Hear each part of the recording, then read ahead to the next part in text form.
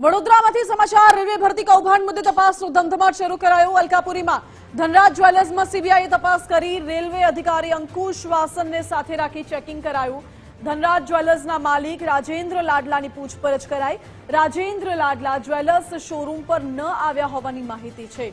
શોરૂમના મહિલા મેનેજરે મીડિયા સામે જવાબ આપવાનું ટાળ્યું।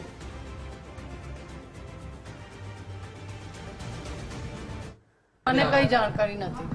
તમે અહીંયા હતા ને, તમે કીધું કે આવ્યા હતા કાલે? આવ્યા હતા ખરા, પણ શું થયું મને ખબર નહીં। કેટલા વાગે આવ્યા હતા એ લોકો?